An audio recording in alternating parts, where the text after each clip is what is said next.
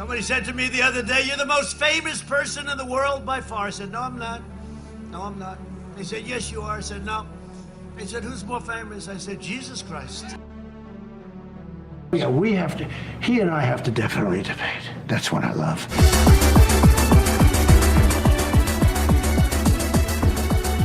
All right, I'm gonna do head to top of JC tails. Let me flip this coin here. There's somebody said last week I didn't share the screen, so we'll share the screen so y'all, nobody thinks there's any funny business. All right, we got heads. it. All right, nipples, heads, tails. So yeah, if it's heads, you get to choose. You want to go first or second. Oh, right? I see. So flip. Sorry. Is there a cool animation, or is it just going to change the text? Well, I don't fucking know. This is the first, because I've never done this before. I cheated all the other times. I should know. No, I'm just kidding. It actually. You're not supposed to admit that you cheated. I was being sarcastic. As long as you don't admit that. JC gets to choose. JC gets to choose who goes Pentuple first. can go first. Yeah. All right, fantastic. All right. That means you get the Pentuple is going to close last. All right, perfect. Okay, and let me just stop sharing screen. Let me get the timer. You know what? Fuck it. We'll put the timer on stream too, and y'all can share. Now, this is a new thing starting going forward, because before I was giving motions, but somebody said we'll try it, so we'll try this. You got 7 minutes to go, and go. Oh, that's way more than I'll need for sure. Perfect. You don't have to use all this. Fantastic. All right, cool. All right. Today, I've been tasked with defending the constitutional precedents for presidential immunity. Fortunately, this work was done for me in a 6-3 Supreme Court decision where the court decided this very issue. The issue in this case mirrors the prompt for this debate, and I will read it now straight from the holding. Whether, and if so, to what extent does a former president enjoy presidential immunity from criminal prosecution for conduct alleged to involve official acts during his tenure in office? And I want to note that neither party in this case alleged or disputed that the alleged conduct in the indictment were official acts, nor that presidents were liable and subject to prosecution for private acts. To answer this question, the court looks to the Constitution itself, specifically the executive vesting clause in Article 2, Section 1, as well as prior case law, history and tradition, and the intent of the founders in that order. The principle behind the balance of powers also plays a role in answering this question, not only in oversight between the branches, but the clear separation of their distinct powers. The executive vesting clause grants exclusive official powers to the president, and Congress cannot impede or regulate these official powers per Marbury v. Madison. This separation protects the president from influence by other branches over his official duties only.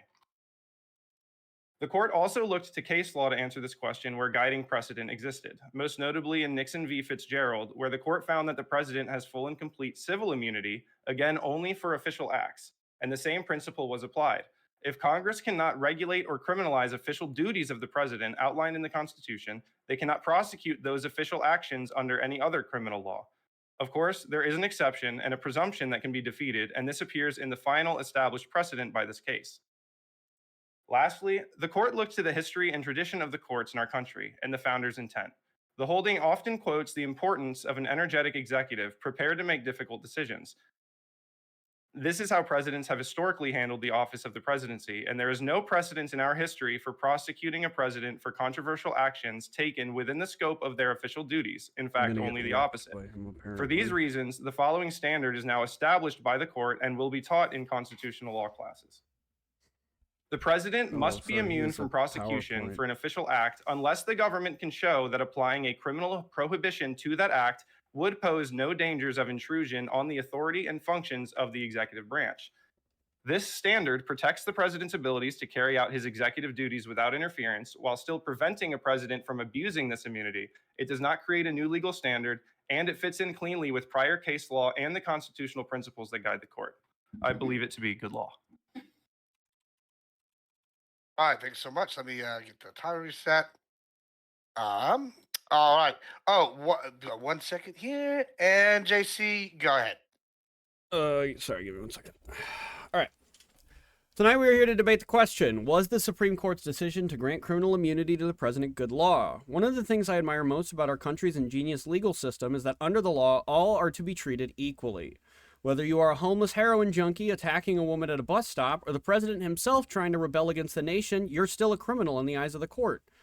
Or that's how it used to work. With seemingly no regard for their own constitutionally defined powers and limitations, the Supreme Court decided to circumvent their constitutionally defined authority and invent for the president a new form of immunity from criminal prosecution, conveniently alleviating from our current treasonous president his criminal liability in formulating a coup and inciting an insurrection against the United States, soft amending the Constitution so that a traitor can go free. It's gross, it's unconscionable, it's indefensible, it's just bad fucking law. Put best by dissenting Justice Sotomayor, this travesty against our nation and its founders was wholly atextual, ahistorical, and unjustifiable, and it is my intention tonight to prove those things. So for its atextuality, this is like the easiest one to prove. It's literally not in the Constitution. It's not written anywheres, although as Pentuple probably knows as a lawyer, just because something isn't explicitly stated in the Constitution doesn't mean that it can't be implied or inferred. One of the problems that this runs into is that there is actually explicit immunity given in the Constitution, civil immunity for the Senate and for the House, as long as the Senate and the House are in session. So I think that that test kind of falls apart on its face. Clearly, the Founding Fathers knew how to write immunity. If they cared to give it to the president, they would have. It's also ahistorical. There's never been the idea that any man in the United States is above criminal law. Never once. There was never any doubt in the mind of past presidents that their actions couldn't get them criminally indicted. Why would Nixon have resigned? Why would Ford have needed to pardon him, if not for the presumption of a crime being committed during official acts, which is what is being contested here? Why would the Founding Fathers create an inarguable mechanism for unchecked tyranny right after they escaped that by fighting the Revolutionary War? In the 69th Federalist paper, there is literally a quotation from Alexander Hamilton saying that the president is liable to impeachment and criminal prosecution.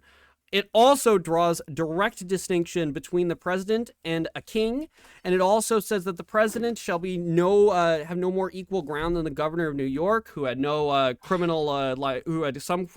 criminal immunity. And then there was the governors of Maryland and Delaware, who stood on higher ground, who had some form of criminal immunity. When it comes to the unjustifiability, the immunity in the first place, the immunity that was being asked for was completely beyond the scope of what the indictment even required. It completely ignores the interest of the public in having a non-criminal president in favor of this weird, like, obsessive, all throughout the majority opinion, like, prioritization of unburdening the executive branch for dubious reasons other than its efficacy, which there's constant references to Fed 70, but as far as I can tell, all that is advocating for is a single executive as opposed to a party of executives. So I'm not sure why that is the point they keep drawing on, other than it says vigorous and unburdened. So they like those words, I guess. And I think the worst part about this, it leaves open the possibility, all of these were like asked explicitly during the oral examination, for a president to sell offices, to take bribes, to order military action, even hits against their political opponents. All of this potentially is absolutely criminally immune.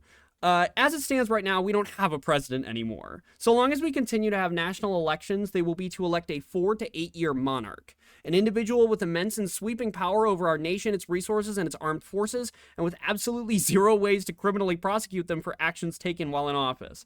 Conservatives truly must be ecstatic that Democrats aren't the insane monsters they pretend them to be, or else Biden would have already ordered the SEAL Team 6 strike on Mar-a-Lago way back in October and seen no criminal penalty for it. We now live in an age of supreme unchecked authority from the Oval Office, and until the court gains lucidity and realizes in horror what they've done to our country, we have a lot to fear from the office of the president. Okay, 1 second, guys. Let me get this off screen, and we'll move into the open portion of this. Where you're going to argue amongst yourselves. But before we do that, a little housekeeping. The reason why we host these debates, folks, is because I like bragging rights. We like bragging rights here on Gives Us channel. And if you've not noticed in the debate sign-up sheet, there is a rankings and all-time record system. And the more y'all compete, the more accurate the rankings will get, because I'll be splitting them up into 3 different types of rankings using the algo. This goes on. The reason I bring up rankings now is because there is something on the line here. First, the 3 wins, including the Grand Prix earlier in the year, is going to be able to enter into what we call contenders matches to fight for the first title. Hopefully, soon we will have a title belt that'll be able to ship to the winner. They will hold while they defend their title throughout the year, then ship to the next person. It's going to be pretty cool. That being said, one of the contestants in the next debate is at the top of the rankings. Well, Pip Temple and JC has only got 1 fight so far, so he's low, but he's higher than the unranked people like Pip Temple. The reason I bring this up is because one of our contestants in the second debate is fighting an unranked member, so we can debate the legitimacy of can crushing after the show. Whether or not Rowan is actually a tomato can is hopefully have to see. He might be an all-star. But if Average Debate Enjoyer gets his third win, he will be qualified for a contender match. So there's something pretty big on the line. I'm pretty excited going forward. So that's how the rankings are working. Is rolling into smart. Going forward now, turn it over to you, back to y'all's debate. Find amongst yourselves who's getting the first win this year. Did you have anything that wasn't just like literally ripped from the like the syllabus of the majority opinion? Is that your only argument? No, this is the holding that the court came to. This is the logic that the court used to come to this decision. I agree with it. Like I'm not emotionally connected to this at all, actually. So to respond to some of the things that you mentioned, the court did address these, right? So if you listen to the oral arguments, you know that the reason Nixon's pardon happened is because those indictments included unofficial acts. Those were private actions, which is well known that presidents do not have immunity. Why did Nixon Presidents resign? have never had immunity for unofficial acts. Right, because he could have been prosecuted for his unofficial acts. Okay, so one of the issues that the court brought up, and one of the things that was stated in the majority opinion. Okay, guys, 1 second. I apologize. I'll let you give the. Thank you so much for the raid. Woo, Modi! He just finished his reset stream, it seems like. Big shout out to Modi for doing such a long reset stream. Thank you so much for the raid. Big fan. All right, go ahead. So one of the things that was brought up in the majority opinion, and one of the issues that was cited with this decision overall, was the idea that you couldn't examine unofficial acts. You couldn't use official acts as evidence to criminally prosecute those, and you also couldn't even examine official acts in the course of investigating unofficial acts as potentially criminal. So did the Nixon, was that all good and clear with Nixon, or would there have been official acts that could have masked his immunity there that would have been implied, and therefore he wouldn't have needed a pardon anyways? If this was always how the president was assumed to function. This never was tested. Well, he resigned so that we don't have this to be tested. Well, yeah, but he resigned because he was a criminal, because he committed crimes. Because he illegally conspired to, in private acts, in private capacity, which is why the court addressed this. Sure. So how was what he did private, but what Trump did wasn't? Well, I'm not here to get into the specifics of Nixon's case. And these were all these hypotheticals, like what you're talking about, where they were admitting. Did you come to a debate not to debate the specifics? All of these horrible. And you were taunting me for only bringing the Federalist Papers. I did research, you did none. This is embarrassing. What do you mean I did no research? Yeah, you read the syllabus and you jotted down a few notes. Hold on. You're arguing. Listen. You're arguing against a holding from a Supreme Court justice. Do you understand that? No, I don't. Thank you for explaining that to me. If you were in a constitutional law class, what I'm telling you is the answer to the exam question. We're not in a constitutional law class. Hold on, Jason. Let me answer. That's fine. But I don't have to come here, and I don't care if you disagree with basic constitutional law. It's like sitting in your torts class and saying, I don't think that's assault. You can do that. I'm not emotional about it. I'm telling you the holding to the case because you wanted to debate it. You said there was no merits to it. Obviously, there's merits to it. That's why I broke down the entire holding here for you. Yes, my argument is that the holding has merit. My holding is that the holding has constitutional basis. That's what you want to debate. That's why I even had to keep the evolution of the prompt, because once you realize that there's obviously some historical argument that you can make for this, you had to debate it to whether it's good law, and then you go and read Ketanji Brown Jackson's dissent, and that here we are. So Gibbs, but that's why so you still Ketanji Brown. Wait, okay. I understand that the court addressed the Nixon question. The court addressed the Nixon question and acknowledged that those indictments involved private acts. Okay, go ahead, JC. Now, you don't interrupt the double because I had to get this. So go ahead. Hold on. I'm just looking up Ketanji Brown Jackson's dissent that was penned for the immunity decision. Right because the only one that I read was the one penned by Justice Sotomayor with Justices Kagan and Jackson concurring. Okay. So there's also Ketanji Brown Jackson also. Did she publish an independent separate brief? Dissent? No, it's just another dissent. Well, yeah, where? So why are you trying to flex on that you don't know anything about the basic law and how it works? Why are you trying to pretend like you do? Against settled law. So Gibbs, can I appeal to the moderator here? Can we just establish what the Hold on. You're literally the student in class telling the professor he's wrong. Sometimes that happens, dude. I'm telling you what every constitutional law professor will tell you is the established law. Gibbs, I have to appeal to the moderator here. I have two questions. All right, I'm gonna let you appeal to the moderator. All right, what is your appeal real Yeah, fast? yeah. And then I'm about to set some ground rules Well, here. 'Cause I so think that first of might all, help you a little bit. can you Or frame it. confirm that when we had our back and forth in the it's in your personal Discord, it's in the DCF signups channel, that the Sure. final There you prompt go, that pull we it up. both agreed to, that I 100% reacted, and Pentuple, I think, Smug Trump reacted. We had we had this up at the beginning. We both talked about this. Is there a historical factual basis that provides merit for presidential immunity? So can we all remember that? By the way, Okay. Thank you, Text Edgy, for the bits. Appreciate it, Yeah. guys. So do we also, is Pentuple's only, is the only thing that he's going to try and do here is flex his law degree at me? Hold on. So That's what you asked me to do. No, it's Hold on, not. I asked you to have an hold on, intellectual hold on. discussion about the merits of I this agree. decision, and all you're doing is, I well, this is agree what the with Supreme the Court law. said, lol. Server mute. So hold on, server mute. Hold on. All right, here's what's about to happen. All right, because this is what we're getting off topic. We're gonna reframe, and then we're gonna get back. Okay, cool. Let me reframe this. So we have this thing that he's got up on the wall right behind him. That's what we've agreed on topic here going forward. So now, this is once again a lawyer versus Joe thing. It's not that he's flexing law degree so far, in my opinion.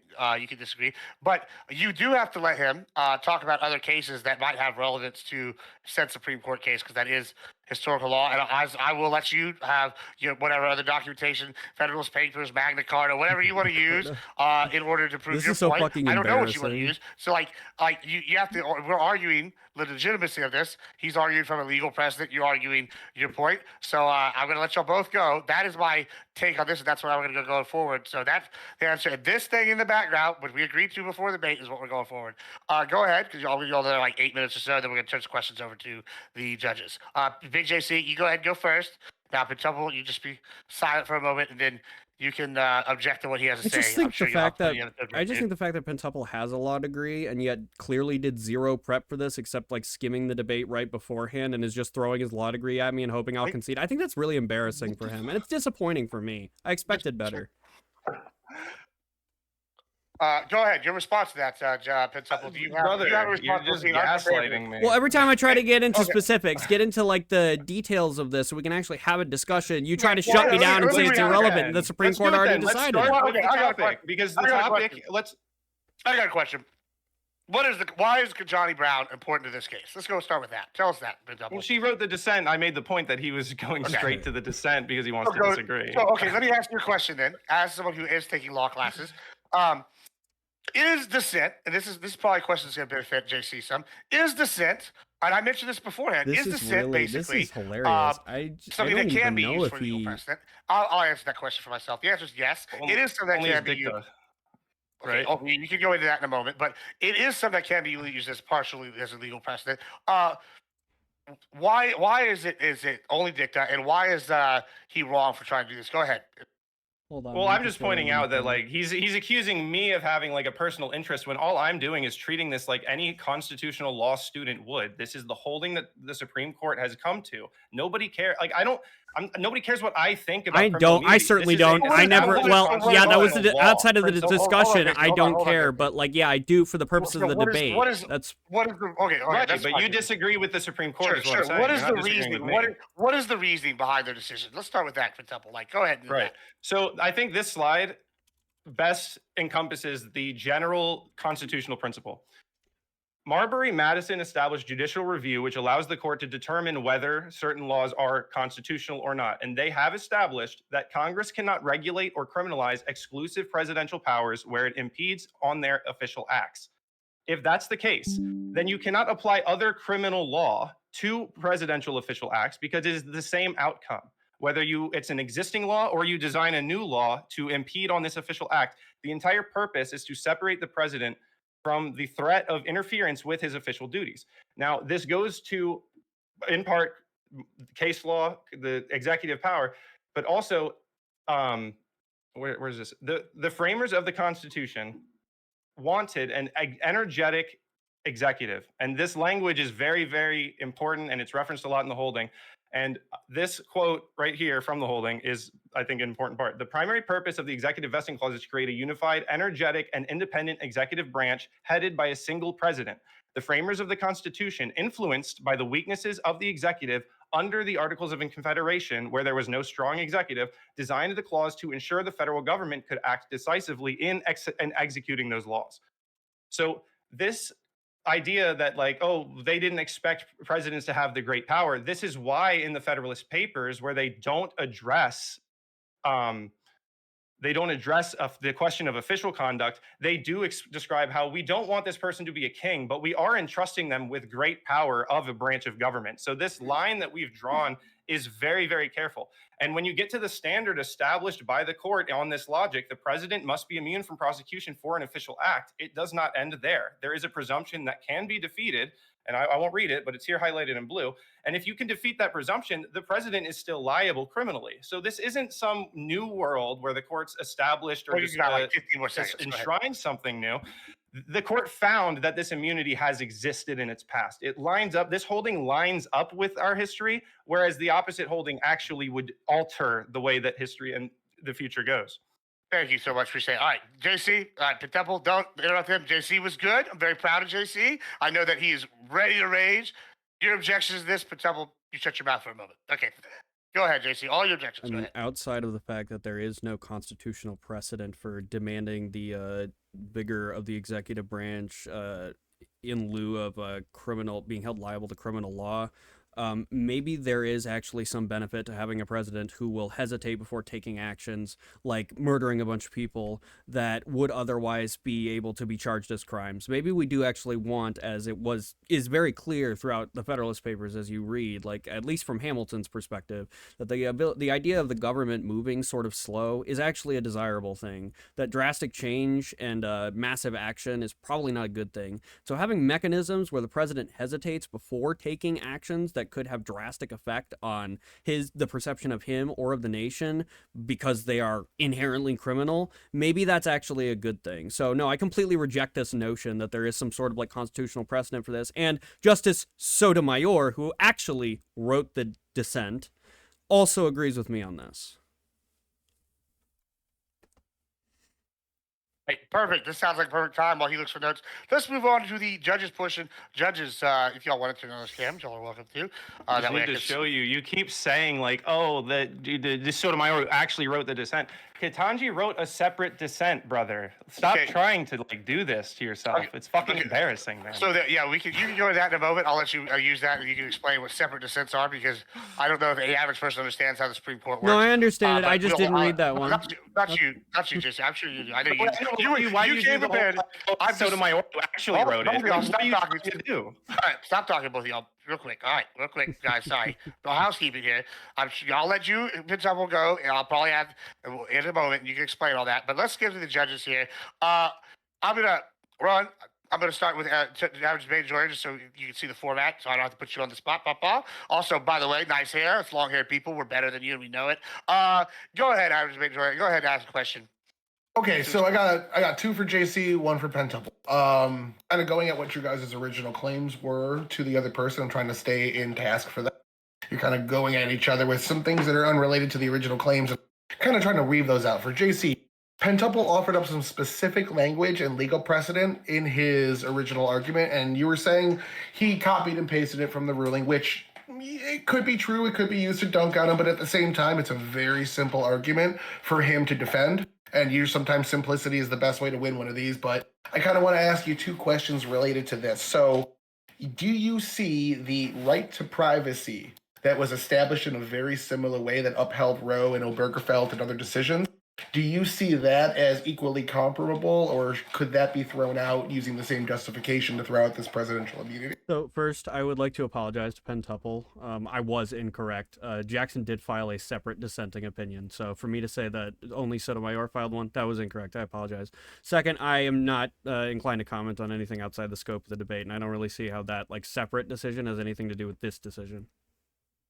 I'm just wondering the logic of taking things that aren't directly into the Constitution and building up a legal right that isn't necessarily textually, because you were right, it's not textually written in there, but this right to privacy was something that was incepted based on previous rulings and the constitutional writing itself from 3 different amendments. So I was wondering your thoughts. I have no specific thoughts on it without doing any research into it outside of the research I did for this debate on this specific issue. Okay, so the second question, then, that's a fair answer, I guess. Yeah, you're right. Second question is, do you have any direct lawsuit, case file, precedent, or anything that maybe contradicts, or any opinions on those specific cases? Besides Nixon, you guys got into Nixon, but he got into Marbury versus Madison and a few other things as well. Do you have anything to basically just give you some time to directly address those if you want to? Address them in what fashion? However you feel you need to. If you Well, have I feel anything that the court's usage of those cases to thread together this immunity is facile. I don't think that the way that they're interpreting these cases is like stitching together, like being able to, okay, well, clearly here there was a, so hold on 1 second, let me pull up the other notes document. Control F is good. You're saying they're cherry picking to form a narrative. Yeah, so I That's actually what I'm compared wondering. this.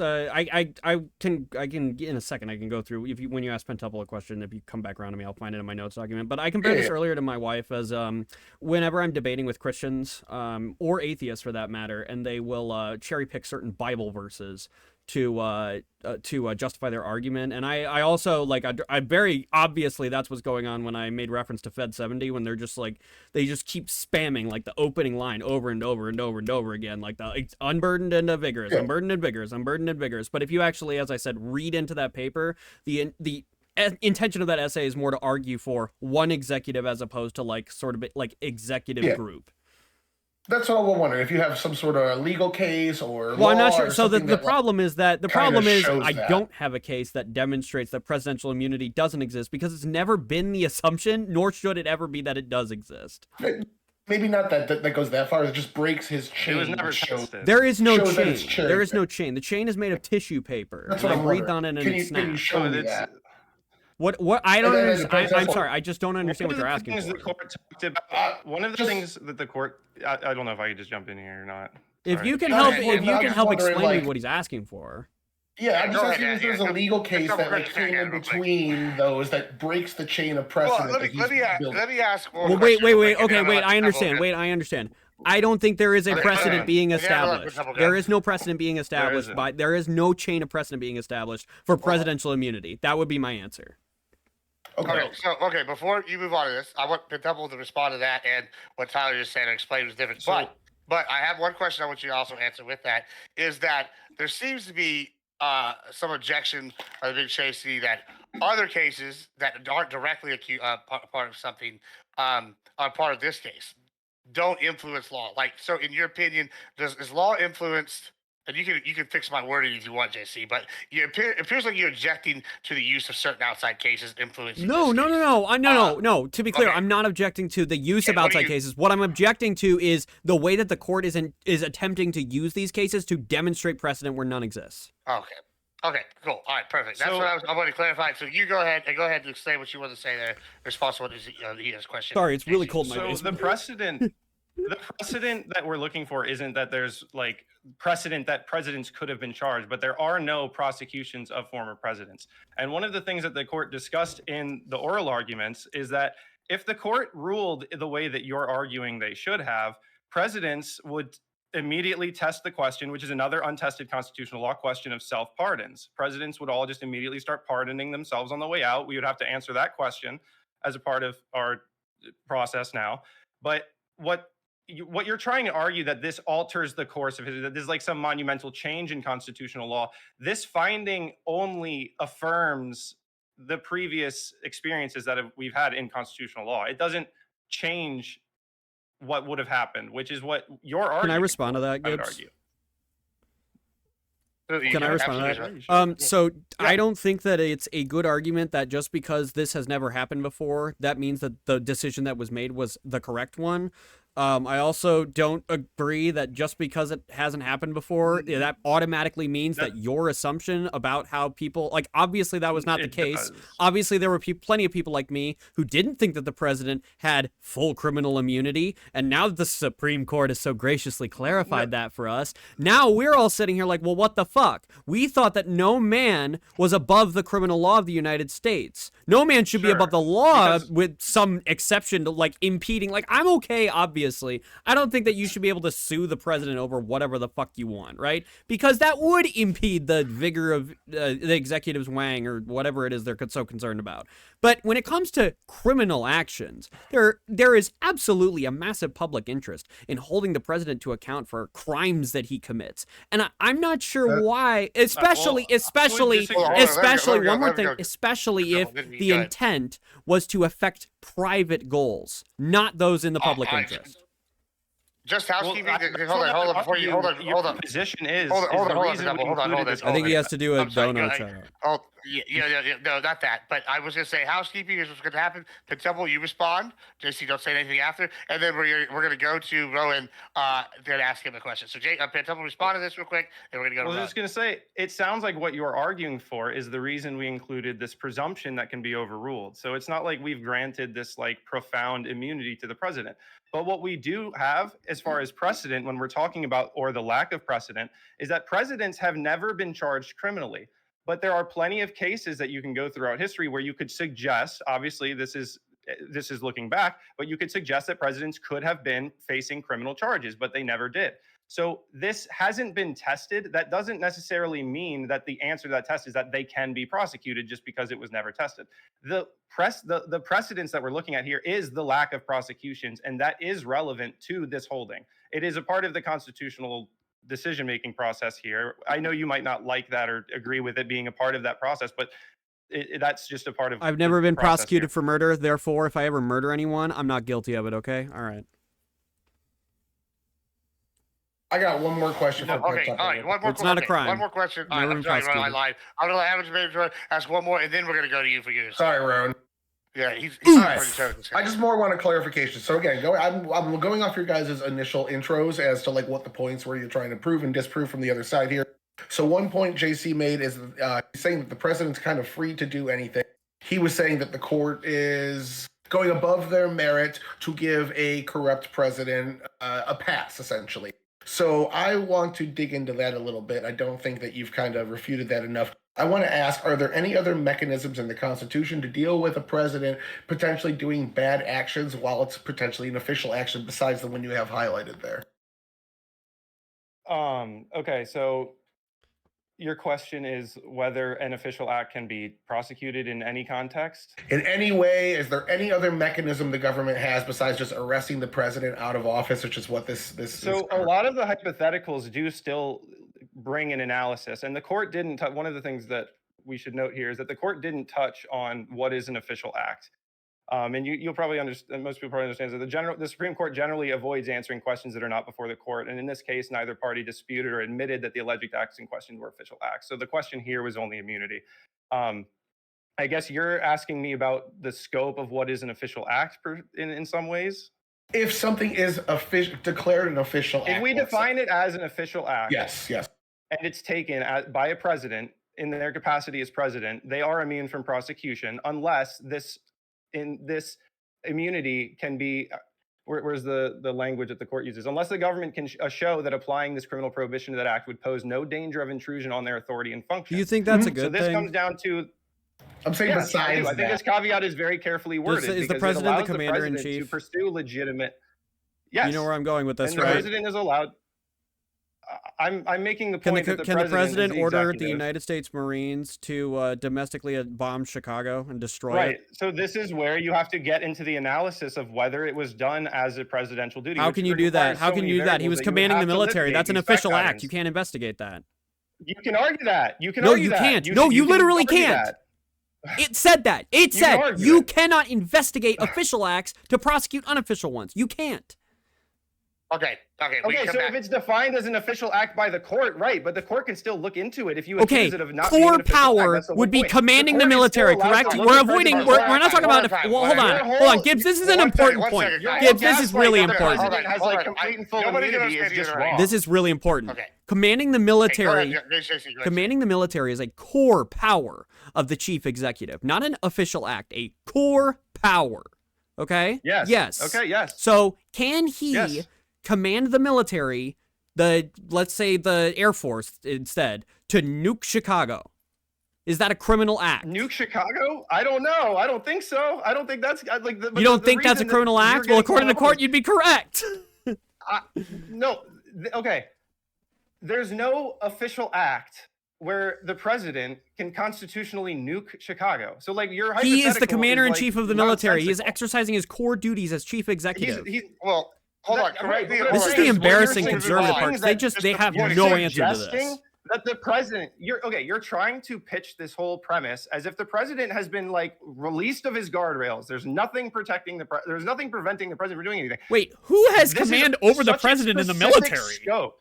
Yes, but what are you talking about? Are you concerned that Trump's going to nuke Chicago? No, I'm Like, that's asking what you the about the Supreme Court should have worried boundaries about? of this We law. I'm do asking you have- about the merits of this law. It was the debate JC, prompt, what's idiot. that? Weren't you There paying is an attention? element- JC, there is an element of the presidency that requires you to be a good person. We have to elect good people. The person that we put in the presidency has a lot of power. What you're suggesting is putting the president in a position that they cannot make mistakes.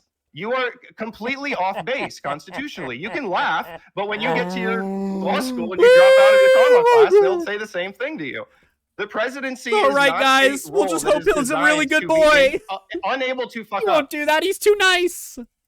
All right, perfect. That sounds like a perfect segue into Roan. Bit of housekeeping again, because I'm a dumbass. I realized this after I said something. I peed in the back. I just posted Roan's link in chat, guys. You know what I didn't do because we kind of had a hodgepodge intro and started a little early.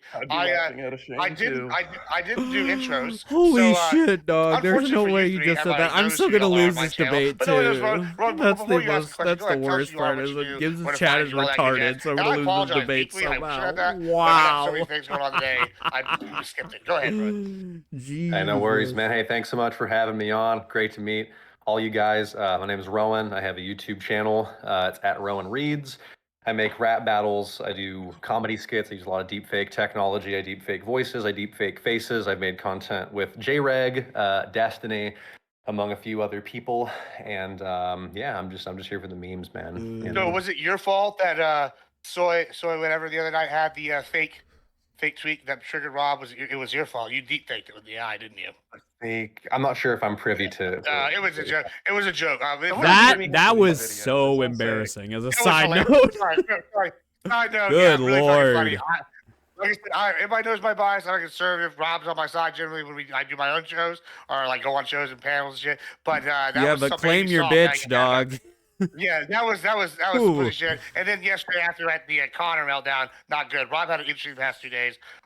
So one time I agree with Rob, one time I didn't. So guys, I'm a fair guy. Anyway, Ron, go ahead and ask away any questions. And go check him out. I posted his link in chat. For sure. I appreciate it. I guess I have 2 questions. I have one question for each of the contenders here, and then just kind of like an open observation I want to make. So I guess first for JC, I want to ask if you can give any, like, what is a steelman version of this concept of presidential immunity? Like, is there a less extreme version of it that you would accept? And what is the hypothetical good that would be trying to do that you think it's failing to do? So the steelman version is what already exists. We already have a method of being able to impeach a president and remove them from office and then go after them for crimes committed while in office. So we already have this system. It works, okay? It worked with Nixon to the point where he resigned rather than being impeached because he was told by his house that it was going to happen. So I think that the system we already have is just fine. When it comes to the proposal by the Trump team, it feels so obnoxious to say this, but I really cannot see a steelman for giving criminal immunity genuinely to anyone in the United States. Criminal immunity is, like, again, I really, really like the U.S. Legal system. Like, personally, I admire it quite a bit. The evolution of all of these different systems kind of reaching what they have formulated as the innocent until proven guilty, everyone is entitled to counsel. Like, there's so many cool things about the way our system is set up, but part of that is everyone is treated fairly, right? Everyone can have a lawyer. everyone is innocent until proven guilty. Even if you're like everybody has seen like mugshots of you for weeks because you're some crazy serial killer, you're still going to be treated in court as if you are just as innocent as a guy who jaywalked. So I'm okay with like the idea of criminally prosecuting basically anyone so long as they actually committed a crime. And I struggle to find a way to read the Trump team's position and then the subsequent decision as anything other than like a blatant sort of biased position towards like favoring Trump. Sure. Okay, and that's a good. That kind of leads me into my question for Pentuple, which is, with this ruling, I guess now being like the new precedent, what is an example of something that the president cannot do? Like, what would cross a line so that they can be prosecuted criminally? So like these anything obvious examples, like if he committed murder, right? In a private capacity, like he can still be charged civilly and criminally for things that aren't done in his capacity as president. What the ruling here is really getting to is that the president is a branch of government, and this branch of government is separate from the judiciary and it's separate from the legislative. And the logic that prevents the legislative from passing laws that affect his official powers only, right? These are only things, and like I said, all of these crazy hypotheticals, there's a way that you can change enough variables to make anything technically an official duty, but they're very unlikely and unreasonable. But what we're talking about here is that the president needs to have the ability to carry out his duties without fear of civil liability or this, but only for his official duties. So like the hypotheticals are like, I mean, there's all sorts of hypotheticals. I mean, when we go into this case and we look back, there's all sorts of decisions made by probably every president has made at least one decision that you could argue had some criminal capacity. But the problem is that when they're acting in the capacity as president, I mean, they're in charge of the executive power. And in some sense, there's other legal arguments that go to this, but this power is exclusively the president's. So allowing the legislature to interfere with law and prosecutions of official duties is essentially sacrificing the power of this branch of government. Sure. I mean, I guess my concern would just be that this allows because to my understanding, I mean, the whole reason that this case happened was because of the was because of Jack Smith, right, trying to sue Trump over the entire thing and the claims Right. of stolen election. Conversations with his attorney general and stuff like that. Yeah, and so I guess my concern, because I am of the opinion that was an attempt to try to steal an election, and if Joe Biden had done that, I would have condemned Joe Biden as well. what And I guess my concern would be that this will allow presidents to just do this in the future, because there is now no disincentive to not try to like steal an election or just like hire fake electors to like put in to cast fraudulent votes, because now you know that even if you don't get away with it, you can't be charged. So that feels kind of scary to me. So what we're talking about here is what you're arguing comes down slightly to intent, which I'm not going to say you or I know. Like I might feel one way about Donald Trump's intent, you might feel the other. We don't really know that, but it does come down to like this knowing intent. But this principle that I was mentioning earlier that JC was laughing his head off at is that this presidency is a position where you have to put people, we are tasked with putting in a person that we're going to entrust with great power. This is not a position that you are incapable of making bad decisions, incapable of doing things like that. But within the scope of your official powers, like, I guess the hypothetical about like trying to steal the election comes down to Trump's intent, because if Trump really believes in the fraud claims, then there's a really different like legal analysis going on here.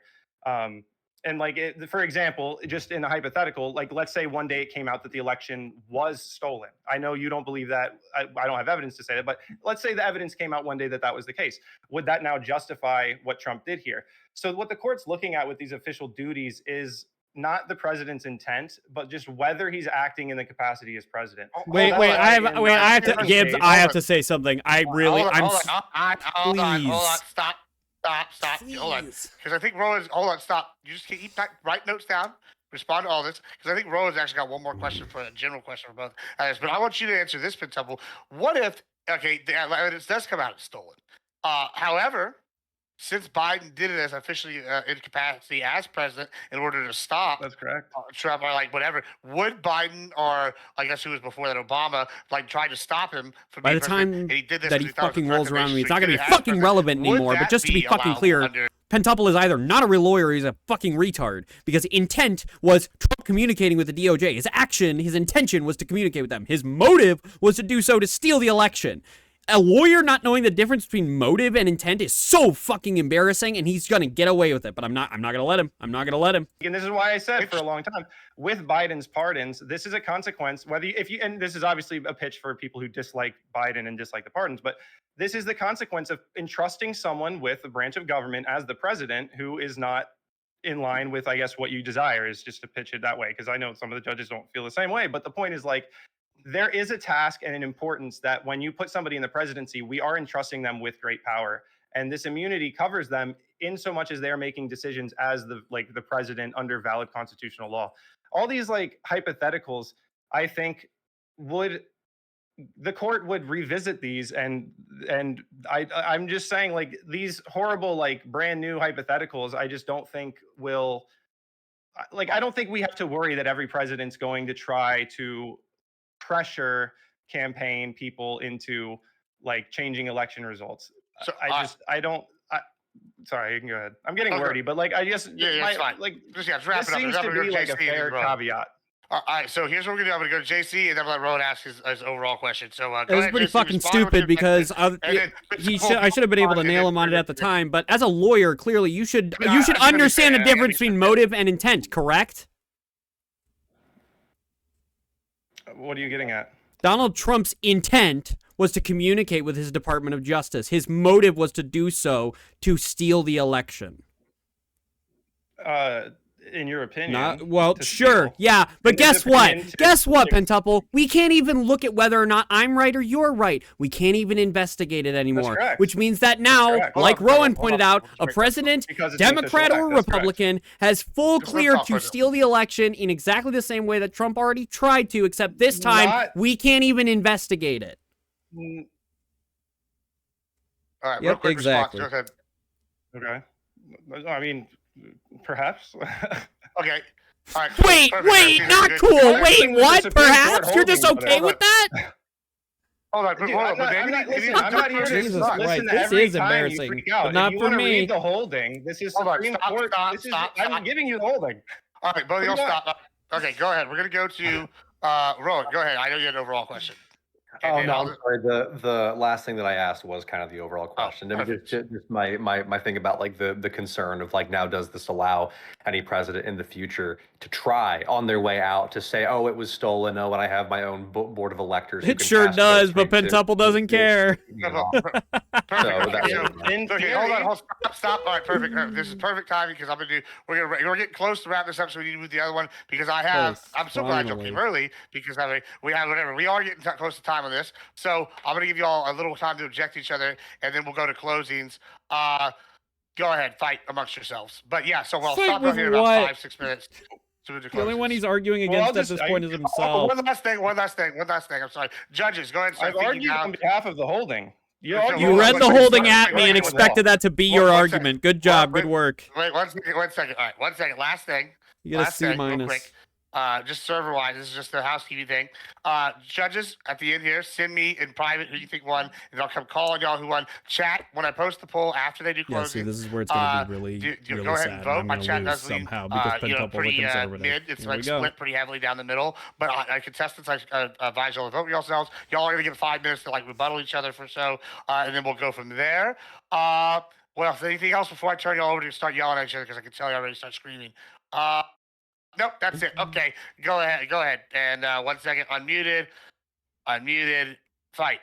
I'm building a Grey Knight. Well- He didn't come to debate. He just came to I'll read show- at me. So, no, I came with an understanding of the holding. That's So what did came- I, but I this came is to what you wanted discuss it, debate. not This just is to the read at evolution of you. the prompt. You chose all 3 of these prompts. I came after reading the holding. I went through the oral arguments. I feel like I have a good understanding of why the court held that presidents have immunity with the presumption that can be defeated. I think it makes sense. I'm not here to create a new novel legal theory for you. I'm here to explain what is now being taught in constitutional law classes. I think it makes sense. I can follow the logic. The court has the authority to declare laws unconstitutional if they infringe on the president's official duties. It only makes sense that you cannot apply any law to official duties in that case. If it would be unconstitutional for them to pass that law, it would be unconstitutional for them to enforce the law in that capacity. So it's just, I'm just like, you're not arguing with me. I'm just explaining the holding, my understanding of the holding. Any shortcomings that I'm having, I didn't argue this in front of the Supreme Court. I read this for a day. This is my basic understanding of the logic and why I think it's good law. I think that the caveat, unless the government can show that applying the criminal prohibition to that act would pose no danger of intrusion on the authority and functions of the executive branch, serves a very important purpose. I don't want criminal presidents. This doesn't set a new standard. Presidents have generally treated their official duties as immune, and that's not because of the lack of prosecution, but because there had never even been, well, no, it's because of the lack of prosecution. Like when Bush took these actions that you could argue were criminal, or Obama took these arguments that you were going to argue were criminal, there had been no precedent for charging presidents. So this idea that it's going to like, oh, it's a complete like rejection of history is not an argument that I follow. And I'll also leave it at this for the opening. I do believe that the founders intended for the presidency to have quite great power. And that's why they distinguished in the Federalist Papers that this is not a king. This person is still liable as a private citizen during their presidency. But we do have to establish that they have quite great power as the president. And it's not great if you put somebody in there that you don't like or that doesn't have your principles.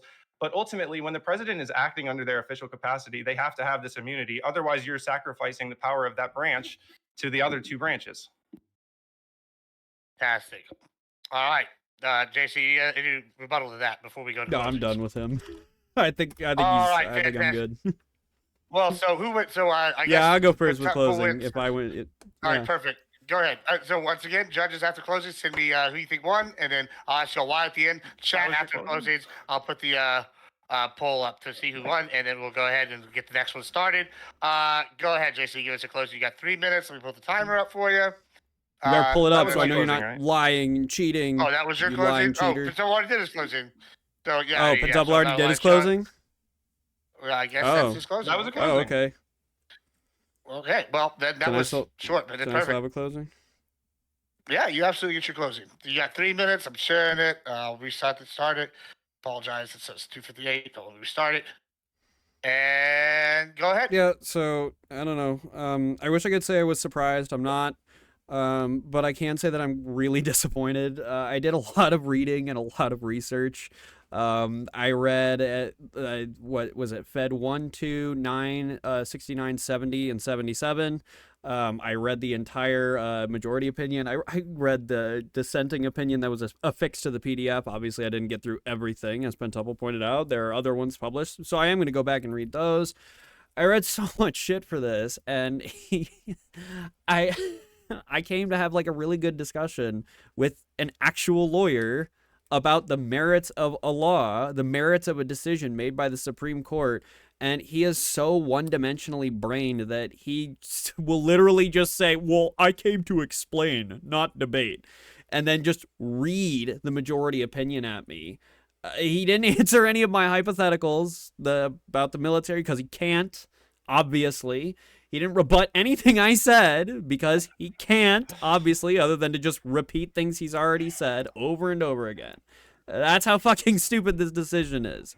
Even an actual lawyer, somehow an actual lawyer, like I said, University of American Samoa degree looking real nice on the shelf back there, even a lawyer can't defend this bullshit. I mean, again, I return to the last example that we were discussing, where Pentable just straight up said that he is fine if a president attempts to steal the election in the same way that Donald Trump did, and if they are not able to be held criminally liable, and that includes Democrats. So it's nice to know that despite some of our allegiance to the law, that there are still some lawyers who try to embody the rogue of Saul Goodman in real life by just not understanding how law works at all and hoping to pass themselves off with a little bit of grift and not a lot of research. If you like what you just saw and you want to know when you can see more, you got to follow these 3 commandments from your Lord Jesus Christ. Commandment number 1, hit the like button. Commandment number 2, hit the subscribe button. Commandment number 3, go to both the links you see on screen and follow both of them as well, so you know when I'm going live and yelling at somebody else for disobeying the Lord. God be with you, and I'll see you next time.